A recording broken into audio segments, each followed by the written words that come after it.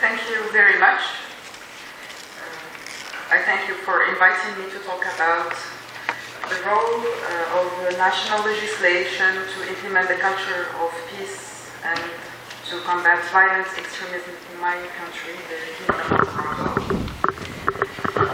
As you may know, Morocco, by its geographical position and its involvement in regional and international fight against terrorism, is directly targeted by terrorist threats in its internal security and also in its external interests. Morocco is located in a potentially unstable regional environment where the terrorist threat has intensified in the wake of the riots that shook some countries in the region and created critical political and socio-economic situations. Morocco faces the repetitive threats and the persistent efforts of terrorist groups to undermine its national security. And with the previous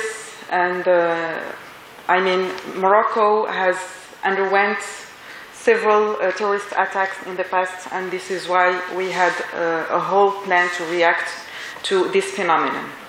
So the Kingdom of Morocco is at the heart of the dynamics resulted from the international terrorism, because we managed to develop a model of religious governance based on moderate and tolerant form of Islam, which is becoming increasingly a unique model from which several states who are facing radicalism are looking to be inspired from.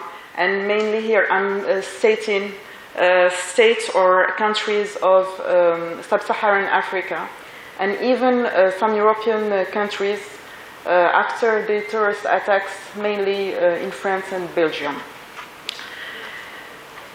Also, the political system in Morocco combines the respect of both traditional and modern values that act as a shield against the advance of extremist ideologies. In addition to that, Morocco is directly involved in the fight against terrorism as I mentioned, in neighboring countries, offering its expertise and know-how, and also sharing the best practices and trying to put a framework especially for I will not say terrorists, but Moroccans living in other countries who are issued from the Moroccan immigration.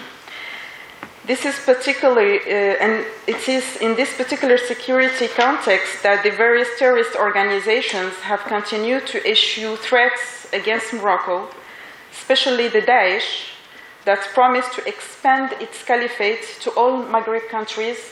And as we know, today it's close to our country, because in Libya, for example, Daesh is very powerful, and this represents a direct threat to Morocco.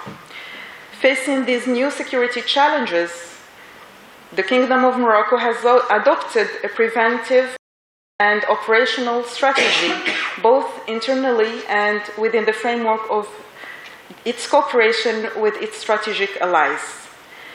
We are presently playing a leading role in the fight against terrorism through a three-axis strategy based on the optimization of security governance and the upgrade of legal framework.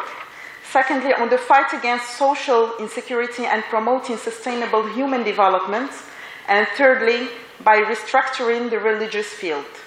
In this regard, a Moroccan anti-terrorism legislation was adopted to criminalize not only terrorist acts, but also travel to conflict zones, as well as any financial or logistical support of terrorist groups or terror acts. So the adoption of a series of laws, including the counterterrorism law number 0303, enacted in 2003, just after the terrorist attack that we had in the city of Casablanca, has allowed Morocco to respond adequately to the challenges of violent extremism.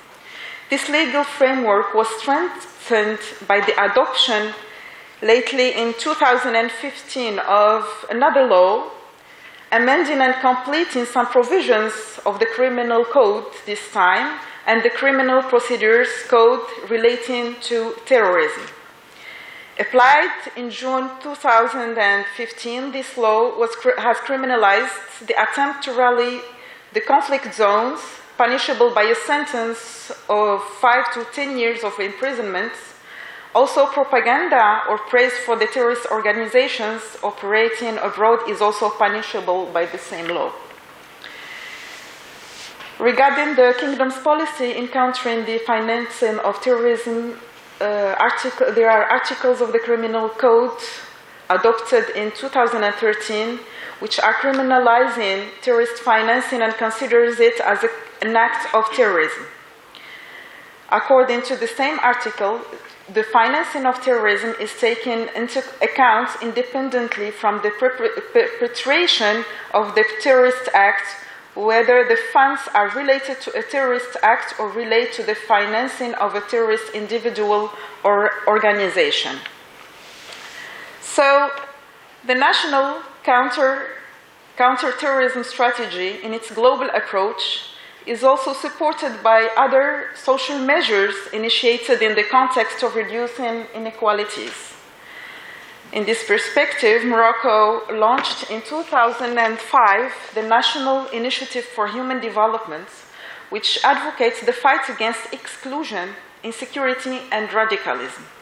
This initiative works effectively through its participatory approach, including government services and including also the civil society, and places the citizen at the center, encouraging income-generating projects and jobs, and also expects to avoid the instrumentalization of social precarity.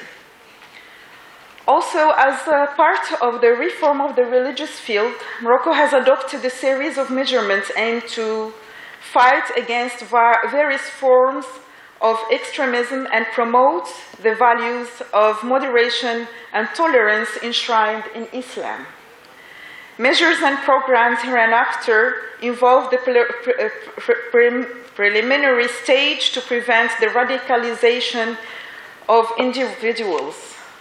In this respect, the new Moroccan religious strategy aims primarily at urging all the religious institutions and actors in the country, including the religious counselors, or as we call them, the imams and morshidat for the females, strengthen the commitment to the main national and religious precepts of the country. Because we are aware today that the discourse or the speech of the religious counselors is very important in forming the vision that the country and the Muslim community is having about Islam and about concepts like jihad and related concepts to it. So it's clear that for us, the restructuring of the religious field, it was initiated in the direction of the fight against radicalization and the promotion of the fair values of moderation as practiced by Moroccans for centuries.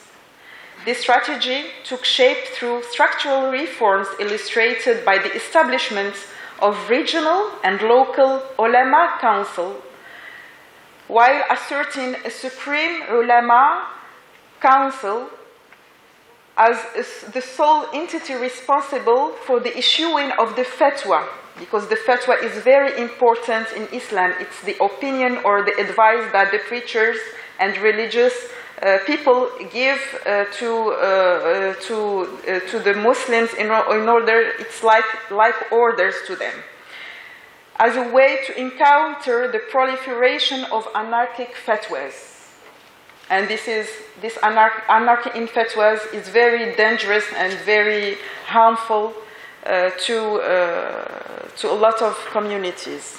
So on this basis, the Supreme Ulama Council has developed, in coordination with the Ministry of Islamic Affairs, a qualification program for imams to better carry out their duties, having as a mission the preservation of the nation's spiritual security.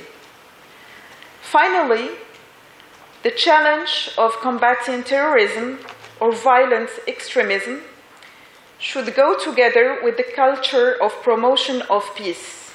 Peace, which is a cultural and historical aspect of the Moroccan character, has to be put in front, and in this respect, a reform that has been just launched lately,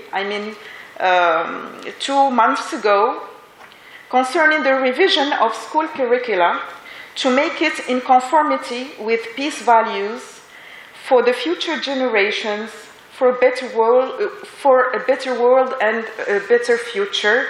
Thank you very much.